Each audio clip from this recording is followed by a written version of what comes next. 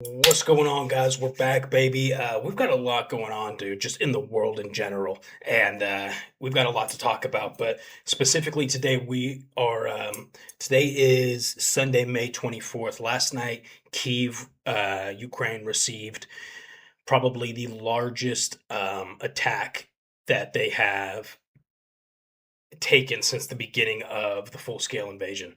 Um, there's multiple dead, multiple injured. Um, Obviously, all civilians, because that's what Russia shoots for. It's pretty absurd, man. So I want to be clear. We're going to watch a Cappy Army video here where he breaks down basically the deterioration of the Russian front lines, the Russian air defense, and how Ukraine's turning the tide of this war.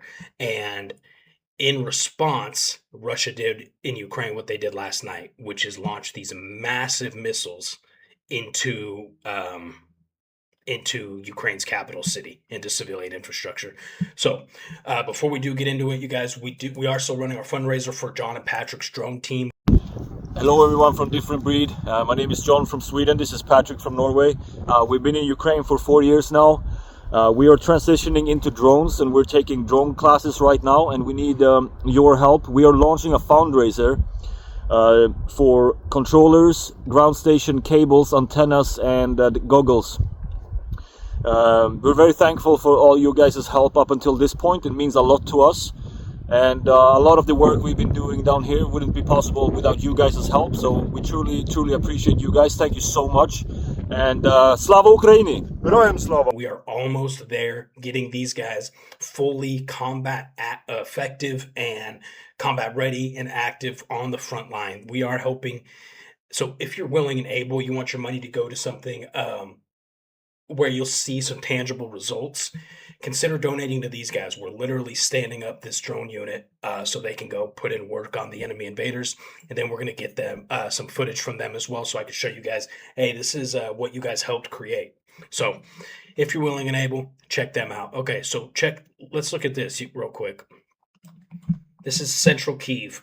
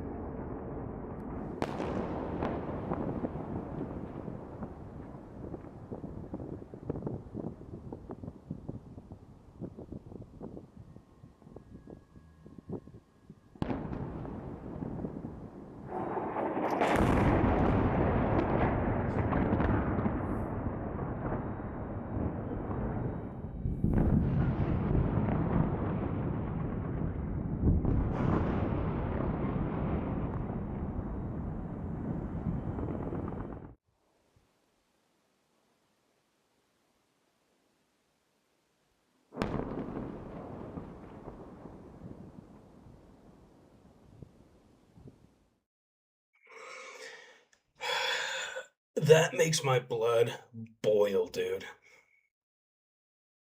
Ballistic missiles, long-range ballistic missiles, including the Oreshkin, which is their nuclear capable, um, basically their hypersonic super missile that the United States has been monitoring for the last couple of years because it's one of the few um, missiles that can make it to the U.S. very quickly. Um, I think a lot of us saw this kind of coming. We've seen, like I said, the tide shifting in Ukraine's favor pretty heavily over the last, I'd say, couple of months at least. A broader perspective, probably the last year or so, but very obviously over the last couple of months. And I think we all knew that what does Putin do when he's like a rat, right? And what does a rat do when he's backed into a corner? He starts panic fighting, and he is pulling the low blows, which is obvious. It's Russia. That's what they do. War crimes is in the name, right? It's insinuated. When you say Russia, you think war crimes. It's everybody knows this, um, but he's been getting his ass kicked, point blank, period. And so what's he do? He's like, hit all their people or hit the most populated area of civilians in Ukraine with the biggest missiles we have that are not nuclear. Go. That's what just happened last night. It's really disappointing. I won't get into that. I just okay. Let's watch Cappy here. It says Ukraine's long-range strikes are legitimately insane. Up until now, only 10% of Ukraine's long-range munitions hit their targets, while the rest were intercepted or failed to connect. But suddenly, out of nowhere, Ukraine's attacks are blowing up targets deep in Moscow with what their commanders are calling precision sanctions. Today, we're going to look at how is this suddenly possible, if they're getting increased US intelligence, and how Russia's planning to retaliate. I'm your average infantryman, Chris Cappy. Hit the like and subscribe button and let's find out. Over a 2-day period beginning on May 17th, Ukrainian forces launched their single largest aerial strike of the entire war with a swarm of more than 1,300 attack drones. They damaged missile production facilities, temporarily knocked out several oil refineries, and killed 4 people. Moscow's subway system might be prettier, but at least you're not getting droned in New York City. The attack caught the attention of the entire world because Moscow's the capital of Russia. You don't get droned in New York City. You just have to watch someone poop in the corner of the subway, and then you might get stabbed in the neck later on. It holds huge symbolic and strategic importance. It was shocking to people who follow this closely and to normies who don't, to see Ukraine suddenly evade Russia's air defense. But the story is much bigger than Moscow. Let me put Ukraine's deep strike campaign into context for you. Reuters estimates that Ukraine knocked out 700,000 barrels per day of Russian refinery capacity by hitting across more than a dozen major refineries. Wow. The deep strike campaign has so far impacted 25% of Russia's entire oil refining capacity, costing an estimated billions of dollars in economic losses. Numbers on that scale don't compute for my brain, but what it really means is it makes it harder to fund the war. So if Russia's defensive assets are seemingly everywhere, how did Ukraine manage to overcome this challenge and smash through? One of the reasons why they're now having more success in these long-range attacks is because of improved intelligence. The munitions follow pre-plotted routes that they have to choose in order to avoid known Russian radar coverage that is always shifting. This involves plotting a low-altitude path, and they mask their approach using different terrain features to their advantage. Ukraine used their intelligence of the live location of Russia's air defense systems to plot a path around them, because Russian troops attempt to move their location on a regular basis. Ukrainian commander Brody estimated that they destroyed about 120 pieces of Russian air defense systems over the past year with these mid-range strikes. This has effectively opened up a new corridor to fly through, and it's part of the reason why this is all happening now. There's also a growing network of secret cells of saboteurs inside of Russia that are launching munitions from in the Russian soil. The head of Ukraine's intelligence agency, Budanov, has confirmed that operatives inside Russia have launched these drone attacks. At the same time, there are other plausible explanations for why there's been an increased success rate for the long-range strikes. Ukraine has built an impressive drone production and drone interception industry that has far surpassed even the US military. I'm a little envious of their drone production, to be honest. I'm a little bit jelly. To the US military themselves are now buying Ukrainian drones and asking for their expertise in their production. When it comes to intelligence for conducting the strikes, the US has for years provided the satellite images and flight paths, but the main challenge for Ukraine has just been evading that air defense and pinpointing the targets. This requires a multi-billion-dollar space force. But how is Ukraine suddenly able to hit deep inside Russia? What changed? Meet Robert Magyar Brody. He's 50 years old, and he's the commander of Ukraine's unmanned systems forces. Brody is heavily credited with this success so far. He's got the strangest career path possible, from former pre-war agricultural grain businessman to now being in charge of strategic long-range attacks. And I think they chose someone like that because he understands scale and how to scale up production. They needed a businessman like that. Brody's elite 414th Brigade, the Birds of Magyar, are one of the main units conducting these deep strikes inside Russia. Brody... We watch Magyar's Birds almost daily at this point because of just the sheer amount of strikes that they're able to accomplish daily about. He said in a rare interview with the BBC, quote, "The freedom-loving Ukrainian birds fly there whenever and wherever it wants," end quote. They've hit Russian fighter jets in Chelyabinsk over 1,000 miles from the front. They've hit targets in the Black Sea oil terminal that have residents there saying that they're living under poisonous black rain conditions from the oil.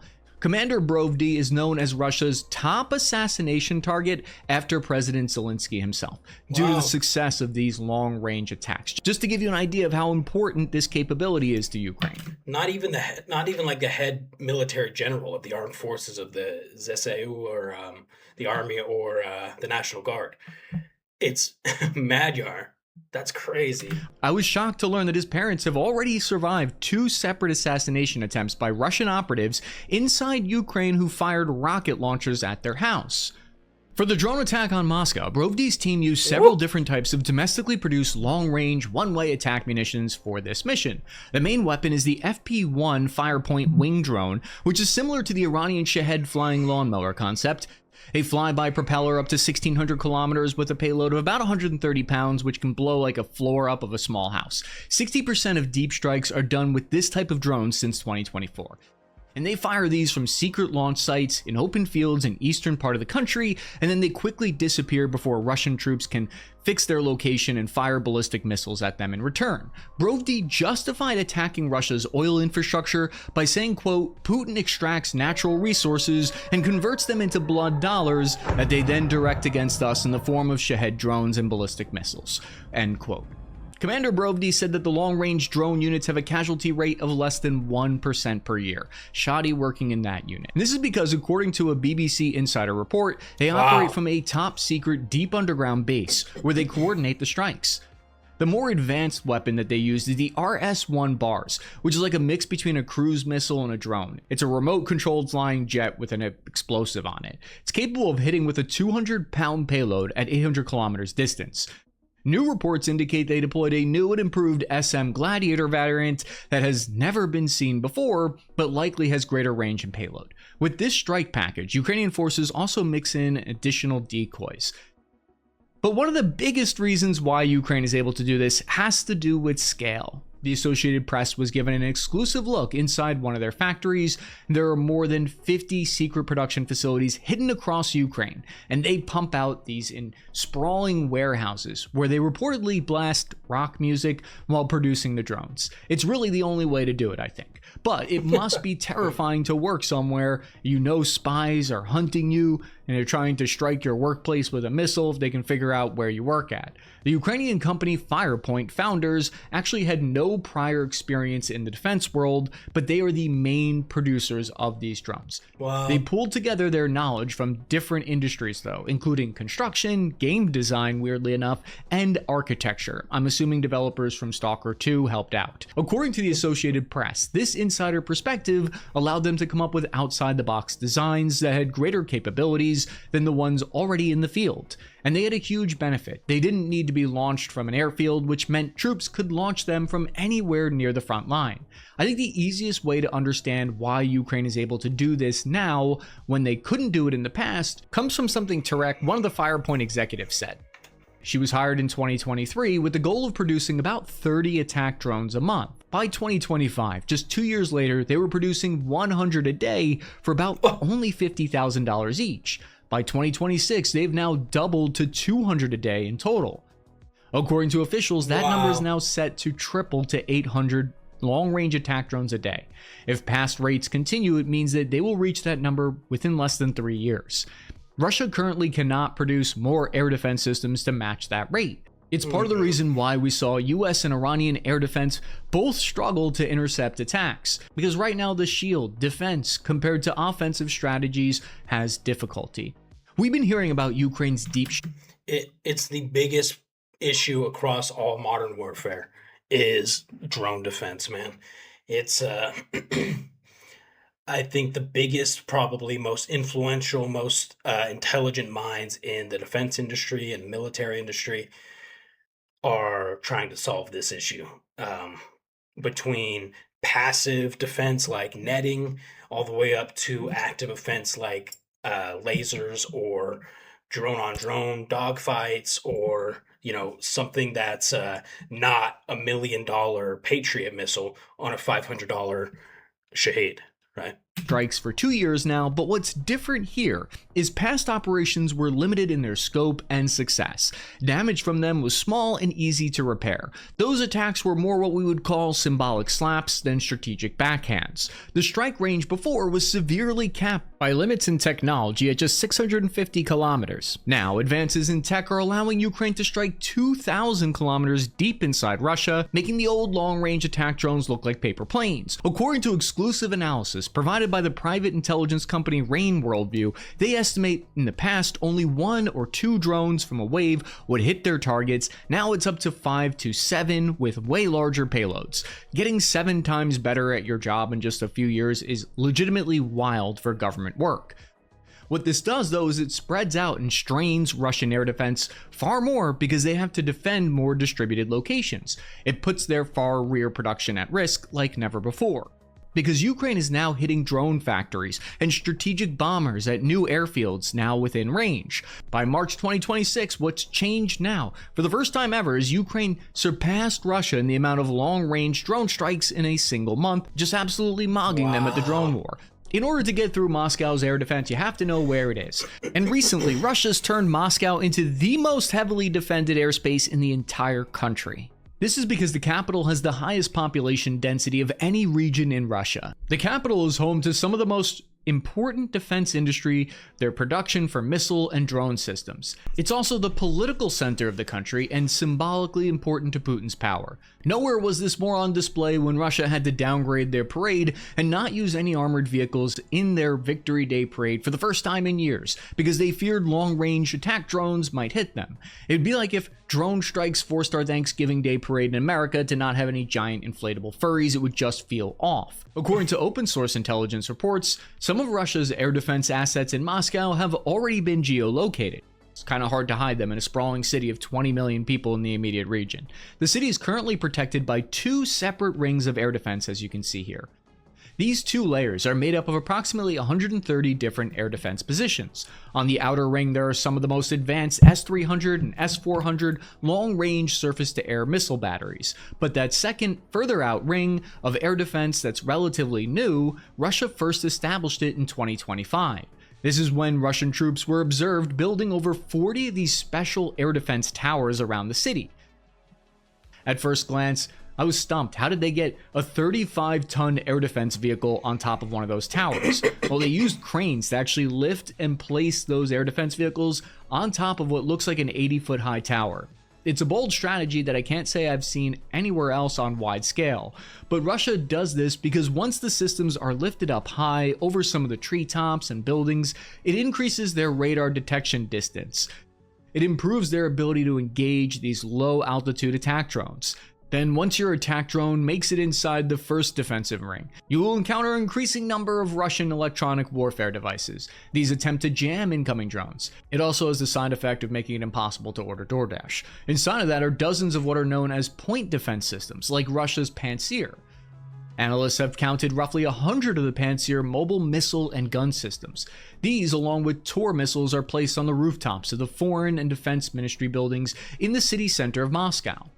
They are the most effective for shooting down drones. Then, if those layers of air defense fail, there are roving groups of Russian soldiers on trucks with mounted machine guns that have thermal optics. There are groups of troops who trailgate outside during the day with machine guns and handheld portable short-range Igla missile launchers. Russia copied a version of Ukraine's Sting interceptor drone, but it's unclear if its automatic computer targeting has the same capabilities. Moscow claims to have shot down over 1,000 Ukrainian drones with this network. One of the things that the targets reveal is that the inner city of Moscow, the heart of the urban section, has so far avoided the same destruction as the outer suburbs of the city. That second ring of air defense has been hit, but the first inner ring that is more dense has avoided some of the same damage or has been targeted less.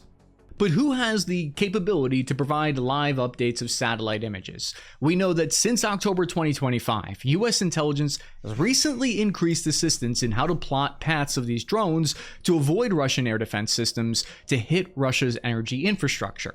Has that US intelligence sharing increased? Well, consider the fact that Russia recently provided Iran with satellite intelligence and targeting data on how to strike US air defense and US bases in the Middle East.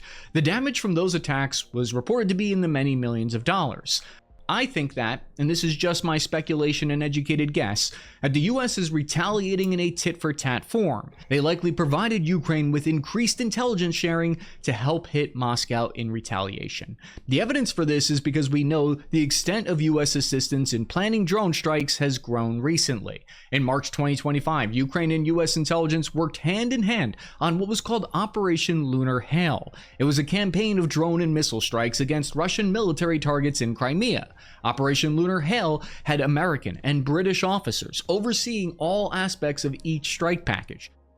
Now, according to the New York Times, US officials said that they helped determine everything from coordinating to calculating missile flight paths to hit over 100 targets in Crimea. The operation was successful. It hit Russian warships, aircraft, and command posts. More assets had to be moved further inland by Russia to escape these attacks. US intelligence built the blueprint for Operation Lunar Hail, according to the New York Times.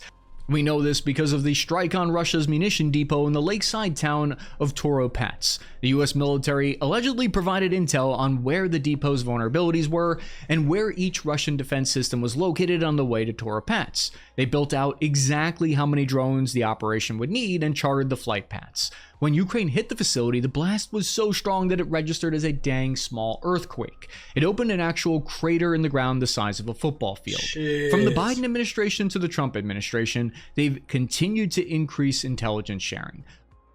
The deep strike campaign is how the tiny actions of a lower enlisted soldier in Ukraine has an impact on the operational level of the war. One Ukrainian soldier in the unit said, quote, "We're like a red rag to the enemy because we're taking the war to their territory so that they feel it too," end quote. And that's the frame of mind, the perspective that these soldiers have on these attacks. It's a morale boost.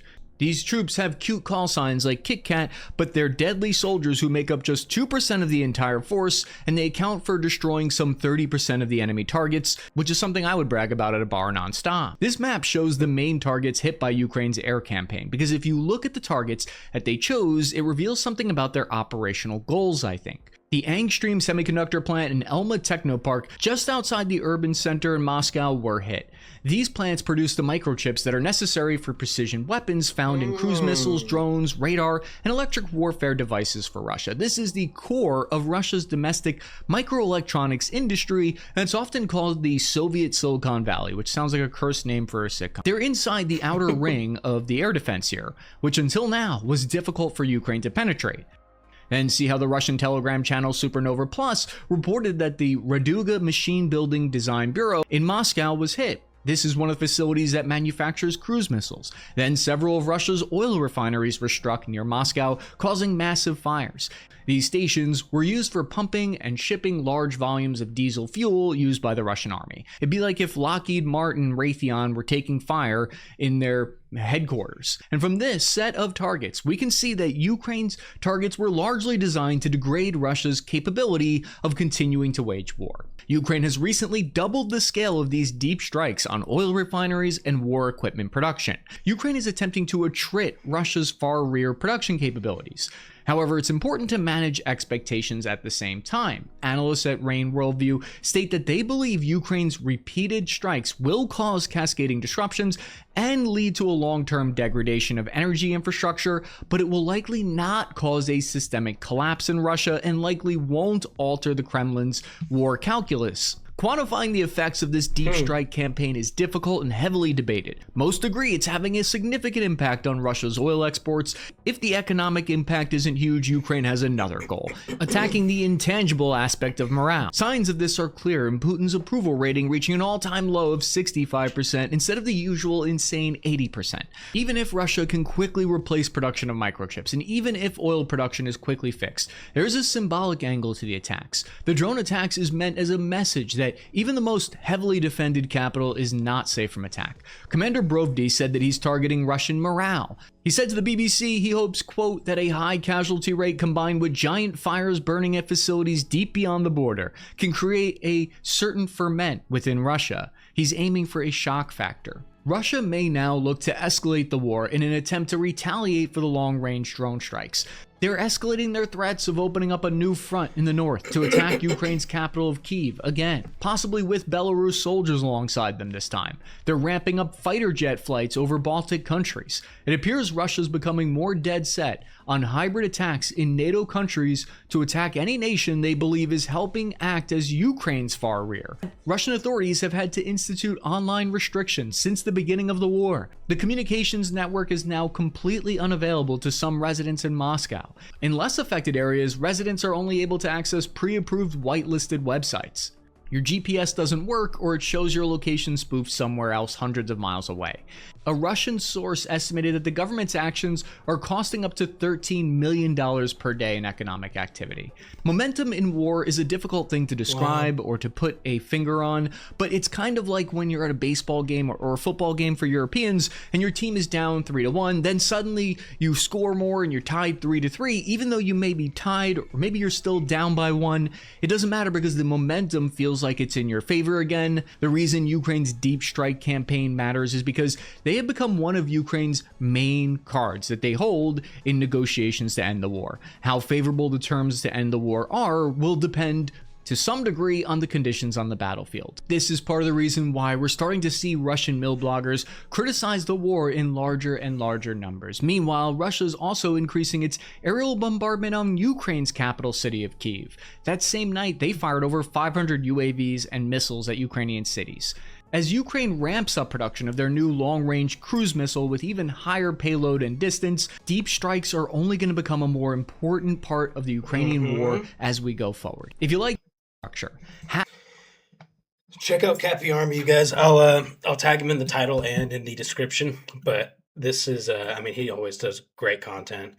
But it's interesting watching this now because Cappy mentioned multiple times that experts are expecting Russia to retaliate, and we just saw that retaliation, or at least part of that retaliation last night with the massive missile strike in the capital city on civilian infrastructure. So, pretty interesting, man. I mean, you can see you can see Putin specifically getting more and more desperate. And we see this by him reaching out to Belarus and basically telling Belarus, all right, we're going to need you to join this, by launching these massive missiles directly into civilian populated areas like malls and apartment buildings, pulling his forces away, some of them away from the front in order to create better defensive lines around the populated areas in Russia. Pretty interesting. So this is really cool, man. I think I completely agree with Cappy. The momentum is in Ukraine's favor. It needs to be capitalized on, and I think Ukraine knows that as well. Lastly, there was one more thing that I wanted to mention, and I don't remember. Okay, so with that said, please like, share, subscribe, you guys, and I love you. We'll see you in the next video.